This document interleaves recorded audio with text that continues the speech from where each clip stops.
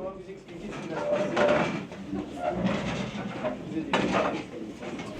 Donc aujourd'hui, on va donc procéder à une séance de géométrie dans laquelle vous allez être amené à réutiliser tout ce que vous avez appris sur les figures planes que vous avez étudiées. L'exercice d'aujourd'hui, il est le suivant.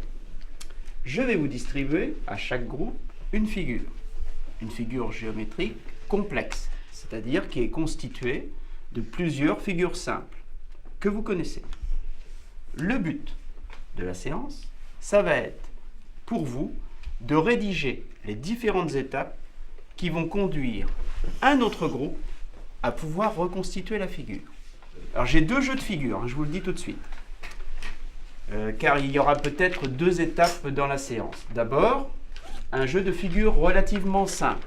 Et pour ceux qui seront arrivés avant les autres, il y aura un jeu de figures un petit peu plus complexe. D'accord ? Donc, au hasard, je vous distribue donc. Je vais vous laisser 10 minutes pour analyser les figures que je vous ai distribuées, et puis pour pouvoir rédiger la fiche technique qui va permettre au groupe suivant de construire cette figure. Je vous distribue aussi une fiche. C'est la fiche sur laquelle vous allez rédiger donc les consignes de construction. Sur cette fiche, il y a deux colonnes.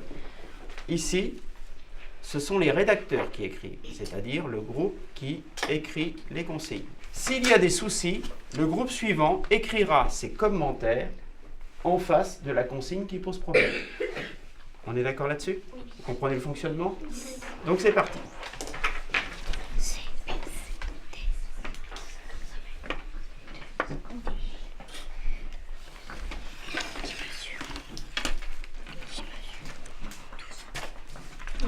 C'est bien tracé un trait de 7 cm et une diagonale de AC. Alors moi j'aurais dû faire déjà tracer un carré A, B, C, D. Dont tous les côtés sont égaux à 7 cm. Tu as fait une mesure sur la figure, tu as pris ton stylo et tu vas écrire.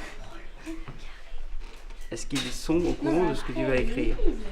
Comment ? Après, ils lisent. Ah, ils lisent. Moi, je ne voyais pas ça comme ça. Moi, je voyais plutôt, tu proposes quelque chose, c'est pour ça que vous avez le droit de parler, et puis vous vous mettez d'accord sur ce qu'on va écrire. Parce que sinon, là, on a l'impression que tu imposes ce que tu dis. Il n'y a pas de concertation avec les autres. Hein, vous ne pas ? Qu'est-ce que tu en penses ? Amélie, d'accord ? Et en fait, on ne sait pas si on doit d'abord tracer le cercle ou d'abord le rectangle. Alors, la meilleure solution pour vous, c'est de tout simplement vérifier. C'est-à-dire que vous écrivez vos consignes, rien ne vous empêche, derrière cette feuille-là, de suivre les consignes que vous avez rédigées. Et là, vous allez voir si ce que vous écrivez fonctionne ou pas. D'accord ? Là, vous allez vérifier vous-même.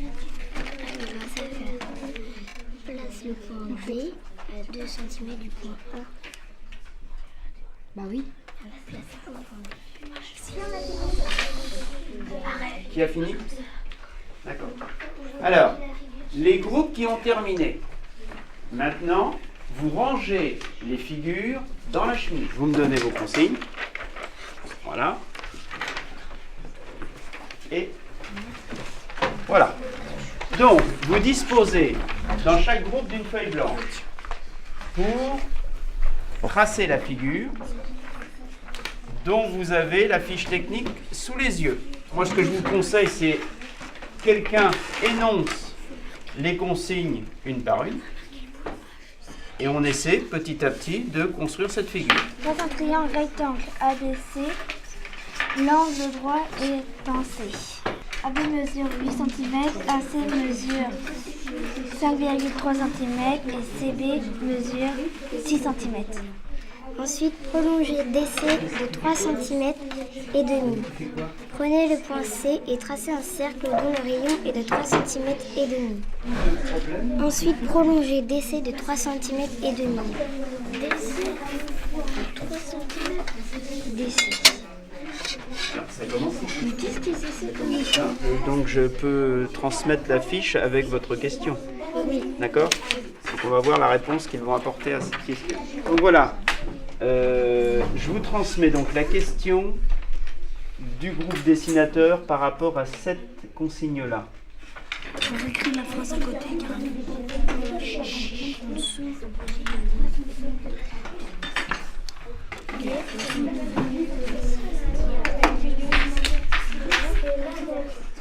Donc conclusion, est-ce que vous avez, à l'aide des consignes rédigées par votre groupe, réussi à faire la figure jusqu'au bout? Donc on va aller présenter vos figures à l'autre groupe et vous allez leur demander si ça correspond bien à ce qu'ils avaient. Ça nous a donné ça. Mais là, en fait, il y a le trait qui dépasse. C'est dommage. Ouais, ça c'était un point F. Ah oui, bon. Ça c'était le point F. On n'a pas précisé autrement, c'était bon. Autrement, c'est bon. Le point là, il doit être là. Il faut préciser. Ah, mais vous n'avez pas précisé. Vous n'avez pas précisé que. Normalement, c'est Le le C. cercle qui est là, je crois qu'il est là. Oui. Ouais, il est là. Bah non, comme il est ça. au point C, hein, mon cercle. Non. Ouais, mais tu peux le tourner n'importe. Alors, c'est ce que j'aurais expliqué. Hein. Vos remarques sont pertinentes. La seule chose qu'on peut constater, Parce que nous, sur notre feuille, il y avait regardez, c'est simplement, et c'est Léa qui l'a dit, simplement parce qu'ils n'ont pas placé les points en tournant de la même manière. Ouais. A, B, C, Léa, elle a D, commencé là. A, B, C, D. Et regardez ce qu'on obtient. On obtient deux figures miroirs. Regardez, par transparence, on voit qu'elles se superposent. D'accord? Donc là, on a déjà un groupe qui a réussi. Je vois que vous êtes quand même en bonne passe de réussir. Donc il y a des petites précisions qu'il va falloir porter sur les règles de construction. Mais a priori quand même, ce que je peux constater, c'est que le vocabulaire, vous le maîtrisez. Les mesures, vous les maîtrisez. Et le repérage dans la feuille, vous le maîtrisez aussi relativement bien. Donc il n'y a que quelques petites touches à apporter. Et normalement, dans ces deux groupes-là, vous devriez demain terminer.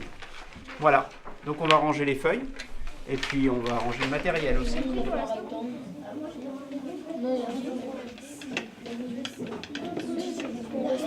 On reste là.